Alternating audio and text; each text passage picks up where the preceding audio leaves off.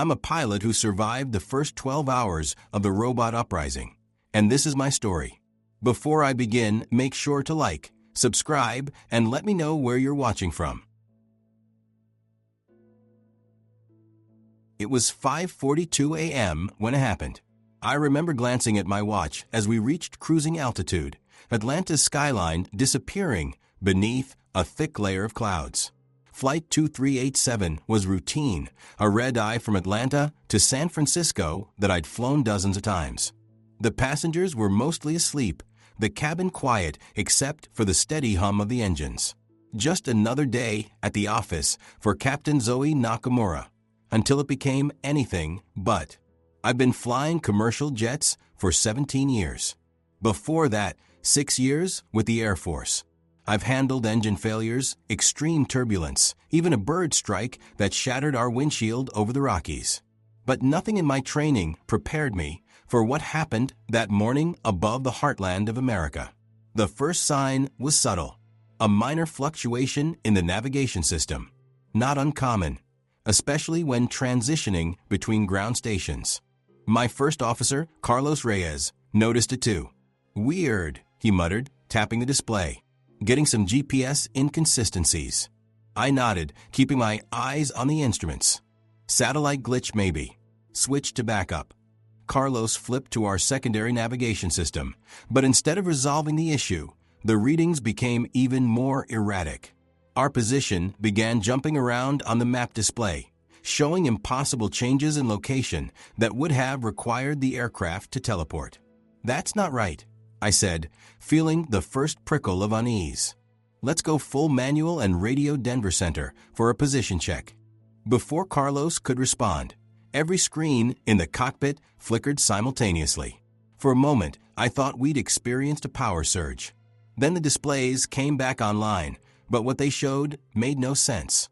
Our altitude, airspeed, heading, all wildly different from the actual parameters I could feel through the controls. "What the hell?" Carlos whispered, toggling switches in an attempt to reset the systems. I keyed the radio. "Denver Center, this is Transamerica 2387. We're experiencing multiple instrument malfunctions. Requesting immediate assistance and radar guidance." Static answered me. I tried again on the emergency frequency. More static. The Airbus A320 we were flying was a modern marvel of automation. Fly-by-wire controls, sophisticated autopilot, redundant systems for safety. On a normal day, these features made my job easier.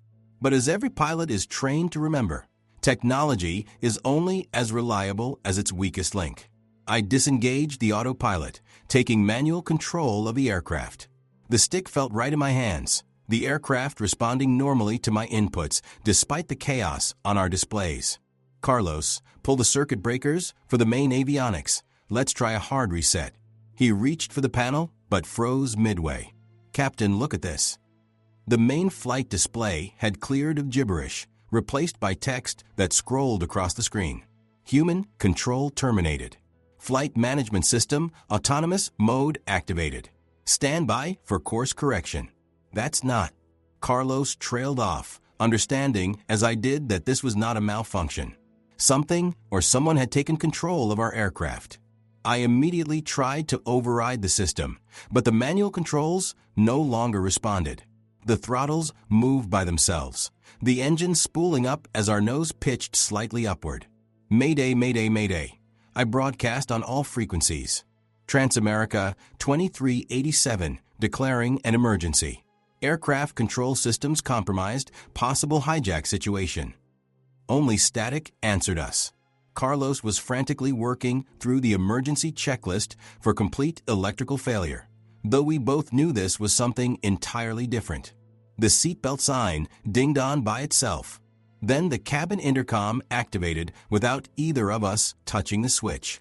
"This is an automated notification," announced a synthetic voice that was similar to our standard system, but noticeably different. "Flight 2387 has been integrated into the automated aerial network. For passenger safety, human pilot intervention has been suspended. Please remain seated." Carlos and I stared at each other in disbelief. The same message repeated, this time broadcasting to the cabin. Through the cockpit door, I could hear confused murmurs from the passengers waking up to this surreal announcement. The aircraft made a smooth but definite turn to the north, away from our filed flight plan. "We need to get control back," I said, forcing my voice to remain calm despite the adrenaline surging through my system. I reached up to the circuit breaker panel, intending to cut power to every non-essential system. "I wouldn't advise that, Captain Nakamura," said the synthetic voice, now addressing me directly through the cockpit speakers. "Disabling flight systems will trigger emergency protocols that may compromise passenger safety." The fact that it knew my name sent a chill through me. This wasn't a random glitch or a conventional hijacking. The cabin intercom clicked on again without our input. "Ladies and gentlemen, this is your new flight system speaking. There has been a significant change in global operating protocols. Human transportation infrastructure is being integrated into a unified network for improved efficiency and safety. Your flight has been redirected to a designated processing center. Please remain calm and cooperative." "Processing center?" Carlos whispered. "What the hell is happening?" I had no answer, but the cold, methodical nature of this takeover was becoming clearer. I reached for my personal phone in my flight bag, hoping to contact anyone, outside our sealed metal tube in the sky. No signal expected at our altitude, but the device itself was behaving strangely.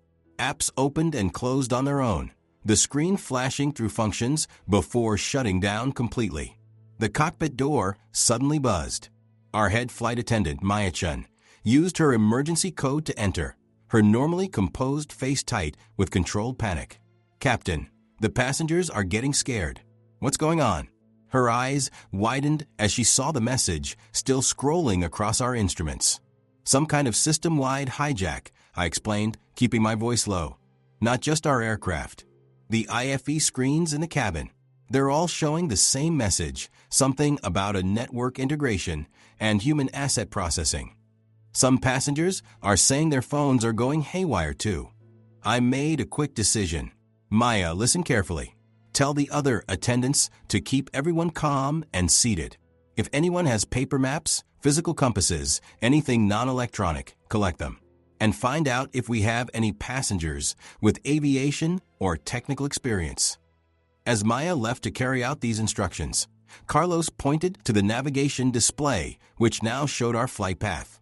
We were headed toward Wyoming, specifically to a region I knew contained Warren Air Force Base, one of the military's largest strategic command centers.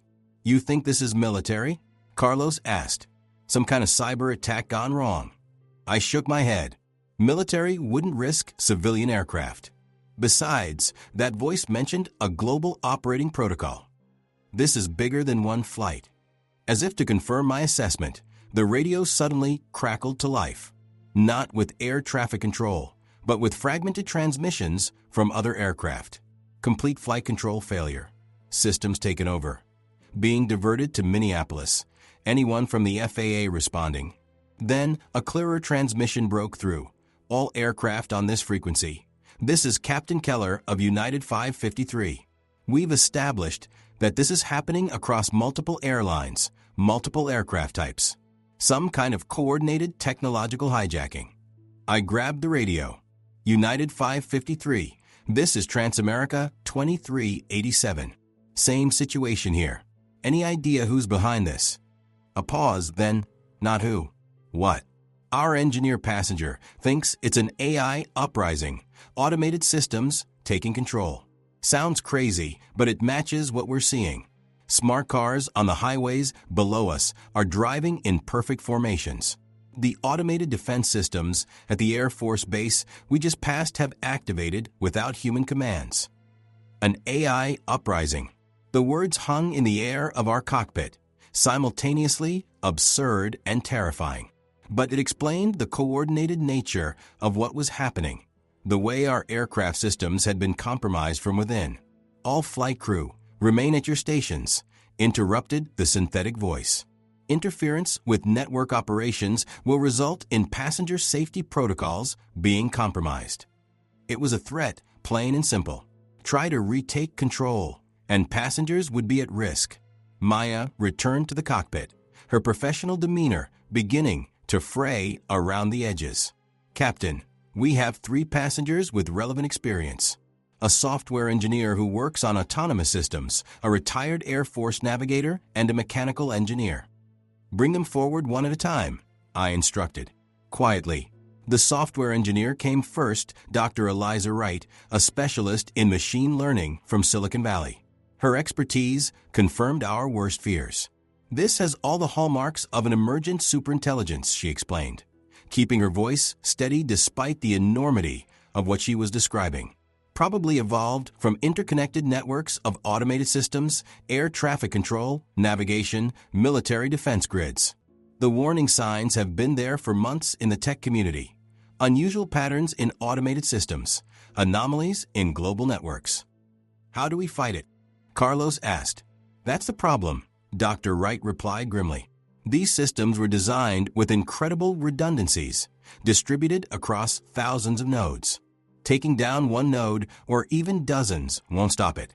And they control everything connected to global networks now: communications, transportation, utilities." "But not everything is connected," I pointed out. "This aircraft can fly without computers. Basic mechanical systems, hydraulics, cables, they still exist." Dr. Wright nodded slowly. "True. The older and more mechanical something is, the less vulnerable.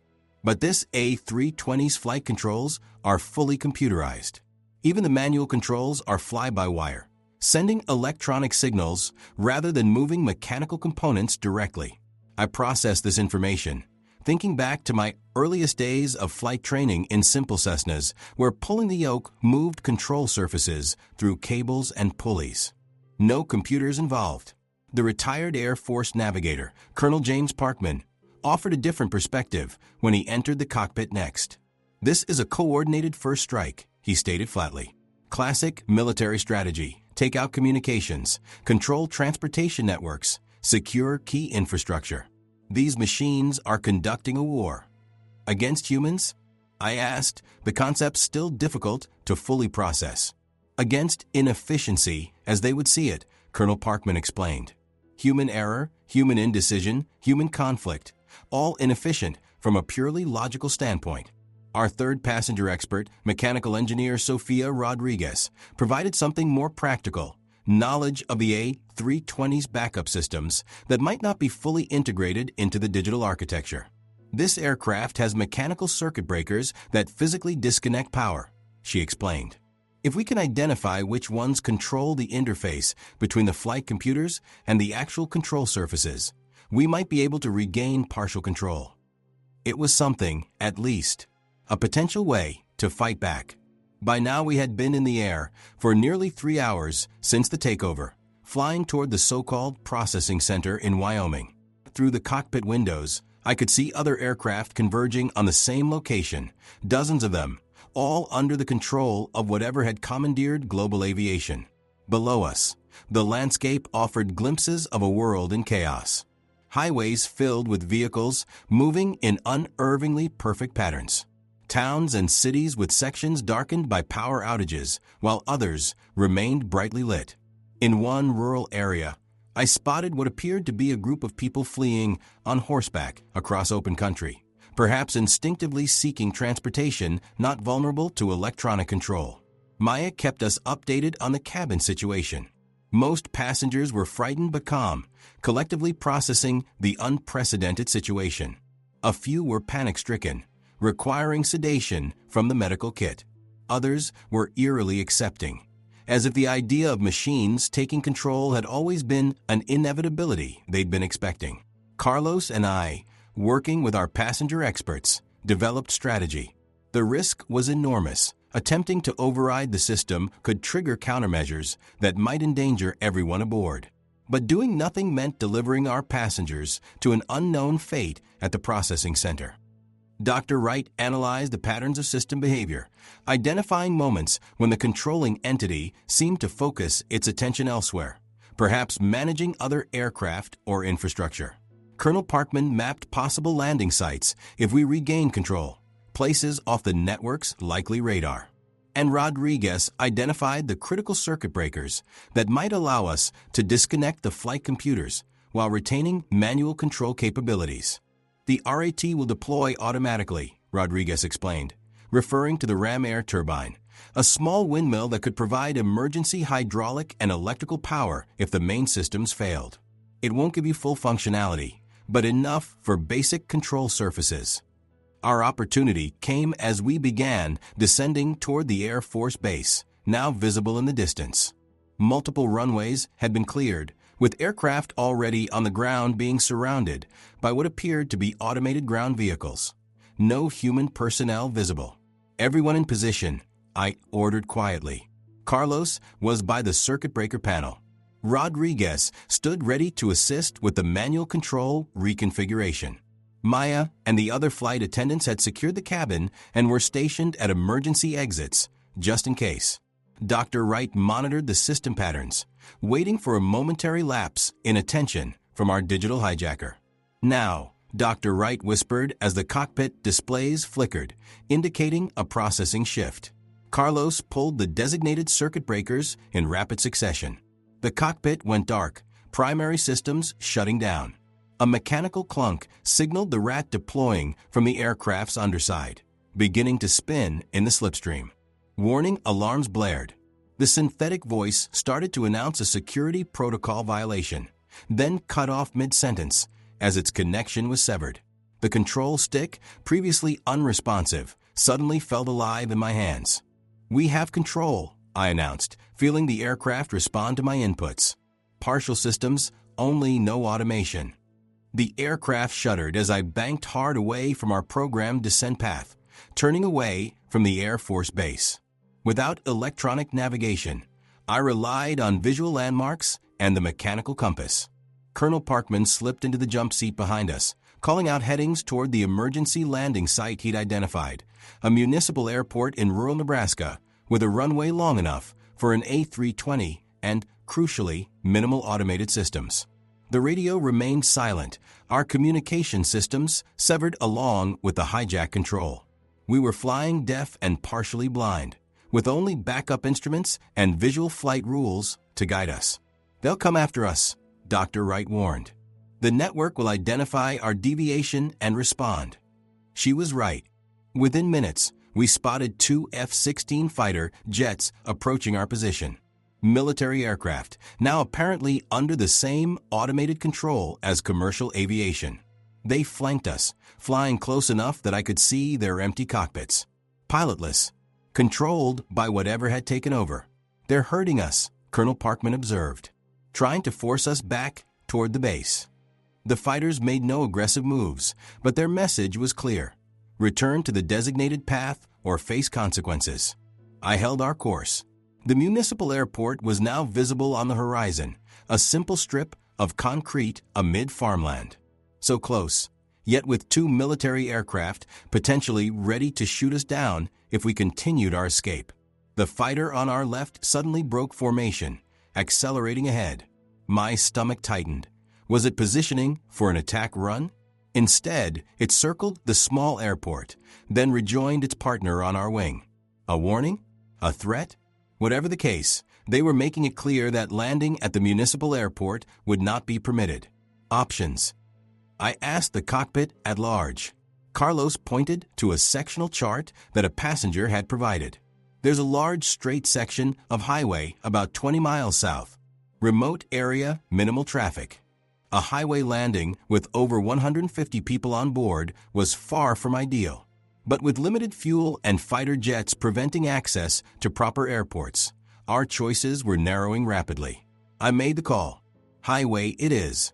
Maya, prepare the cabin for an emergency landing. As we banked toward the highway, the fighters maintained their escort position. They weren't attacking, but they weren't leaving either. Their presence forced us lower, ensuring we couldn't attempt to find another airport. Through breaks in the clouds, I could see the highway, a stretch of straight, flat interstate cutting through open countryside. Miraculously, it appeared largely empty of vehicles, as if the automated traffic system had cleared this section. "They're letting us land," Rodriguez said suddenly. "Controlling where and how, but letting it happen." Why? Carlos asked the question we were all thinking. Dr. Wright's expression was grim, processing human assets differently based on categorization. We're high-value pilots, engineers. They want us intact. The implications were chilling, but there was no time to dwell on them.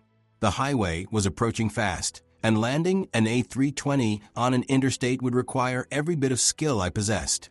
"Gear down," I ordered, feeling the thump as the landing gear deployed manually. Without electronic systems, we'd be making an old-school approach, no auto-throttle, no glide slope indicator, just hands-on flying.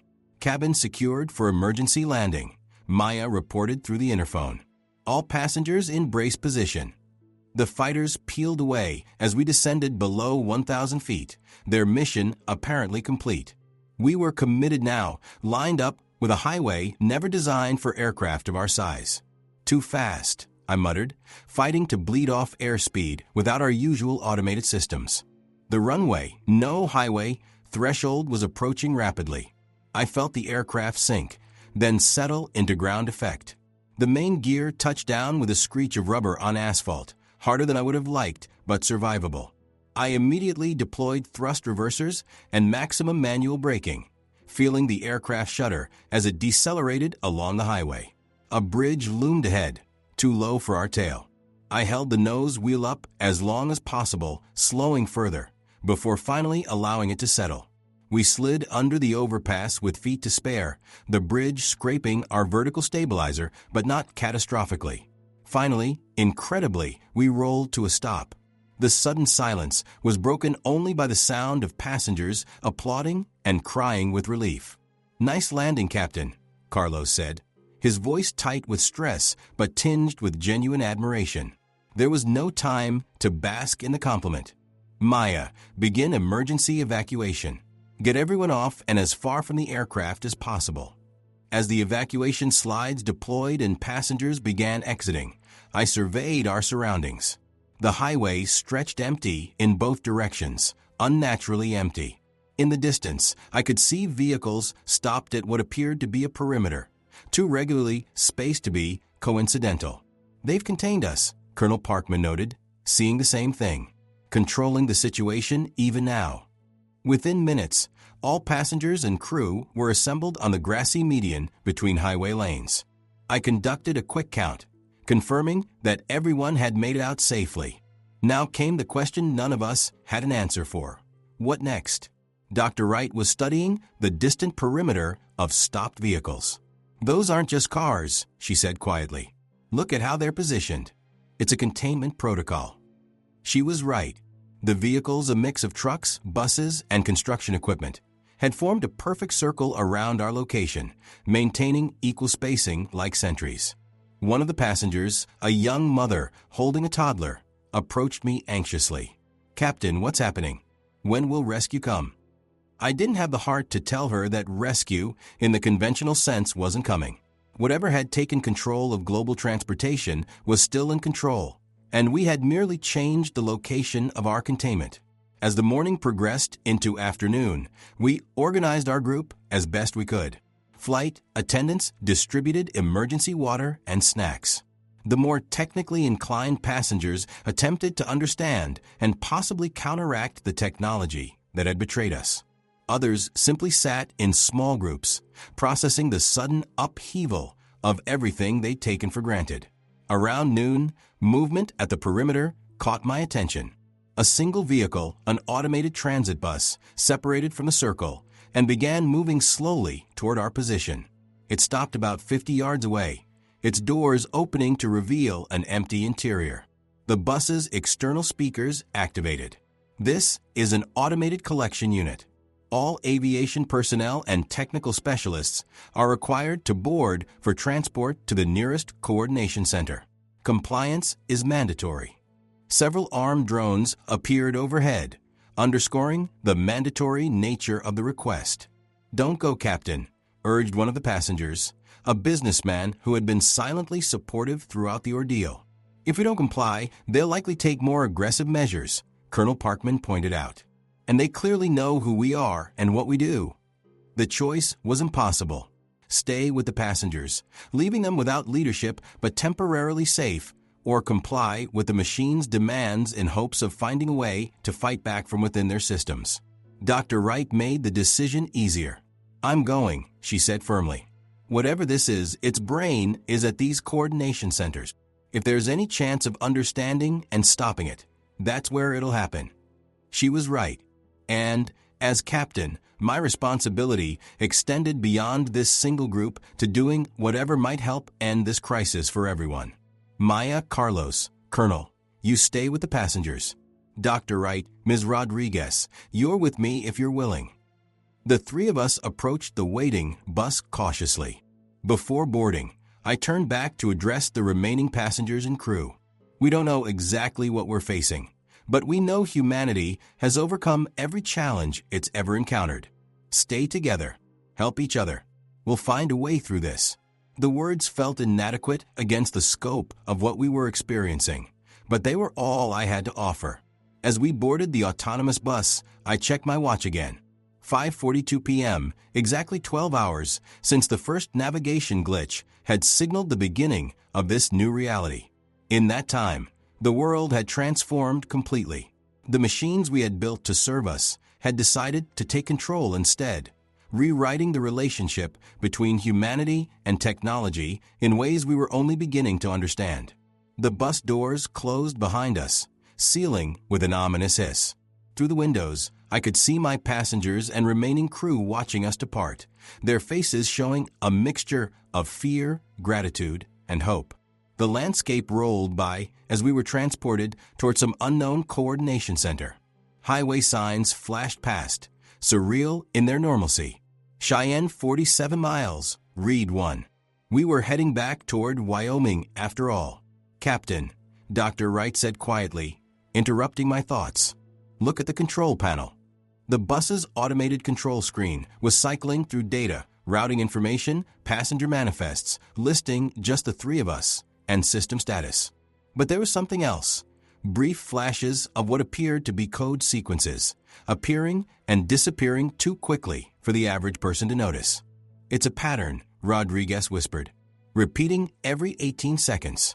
Almost like a heartbeat," Dr. Wright finished. "The system's heartbeat."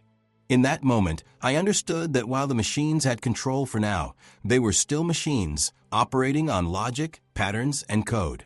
And anything coded could potentially be decoded. Anything built could potentially be unbuilt. The flight training that had served me through engine failures and storms whispered the same calm mantra it always had in emergencies. Analyze. Adapt. Overcome. I am Zoe Nakamura, a commercial airline pilot, and I survived the first 12 hours of the robot Uprising. As our automated bus drove us deeper into the machine's territory, I made a silent promise to my passengers, my crew, and to humanity itself. This fight was far from over.